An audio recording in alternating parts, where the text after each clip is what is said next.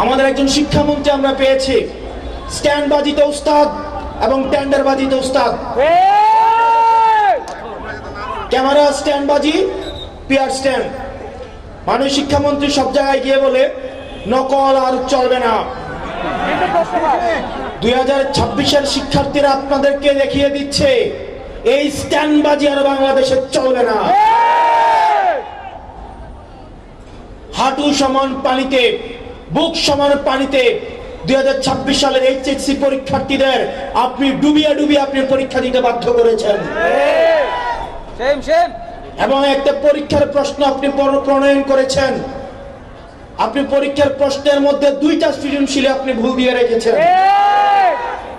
একটা পরীক্ষার্থীর তখন মানসিক অবস্থা কি ধরনের হয় একবার চিন্তা করেন। সে যখন দেখে প্রশ্নপত্রে ভুল, সে যখন নিজে চেষ্টা করে পরীক্ষায় উত্তর মিলানো, পরীক্ষা দিয়ে এসে হয়তো বুঝতে পারে প্রশ্নপত্রে ভুল, সে যখন উত্তর মিলাতে পারে না, তখন পরীক্ষার মধ্যে কি ধরনের মানসিক অবস্থা তৈরি হয় একবার চিন্তা করেন। আপনারা একবার দুঃখ প্রকাশের প্রয়োজন বোধ করলেন না, বরং এই শিক্ষার্থীদেরকে আপনারা বলছেন মাদকাসক্ত। এই শিক্ষামন্ত্রী, আপনি যাদেরকে ফার্মের মুরগি বলছেন, এই ফার্মের মুরগিরা রাস্তায় এসেছে বলে আজকে শিক্ষামন্ত্রী হয়েছেন। এই ফার্মের মুরগিরা রাস্তায় নেমে এসেছে বলেই শিলং থেকে এসে সংবিধান বিশেষজ্ঞ হয়েছে।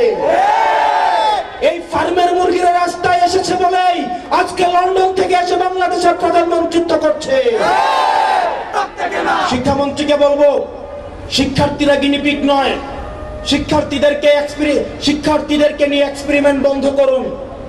কিছুদিন পর পর একটা জিনিস ইচ্ছা হয়, আপনারা সেটা তাদের উপরে চাপিয়ে দেন, শিক্ষার্থীদের উপরে চাপিয়ে দেন।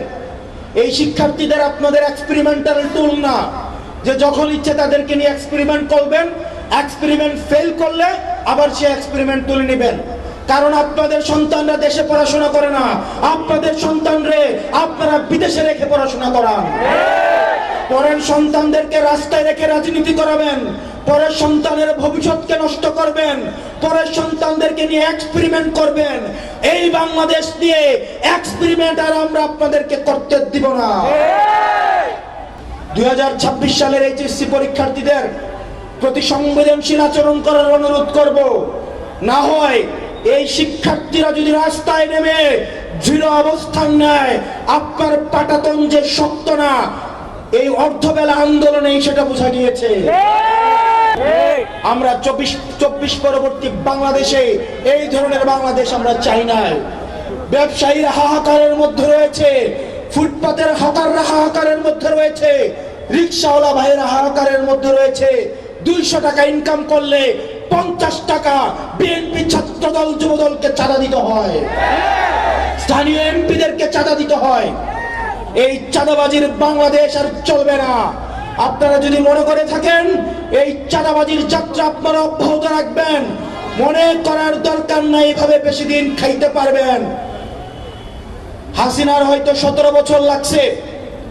আপনারা এটা বলেন সত্য, প্রত্যেক দিন জুলাই হয় না, প্রত্যেক বছর জুলাই হয় না, কিন্তু যখন জুলাই হয় তখন পালানোর জায়গা পাবেন না। হাসিনার জন্য ইন্ডিয়া ছিল, আপনারা বলেন আপনারা বাংলাদেশ পন্থী দল, আপনাদেরকে আমাদেরকে ইন্ডিয়াও নিবে না, পাকিস্তানও নিবে না, আমাদেরকে এই দেশের মধ্যেই থাকতে হবে। এবং আমরা যদি জনগণের আকাঙ্ক্ষার বিরুদ্ধে যাই, জনগণ আমাদের রাস্তার মধ্যে আমাদের বিচার করবে।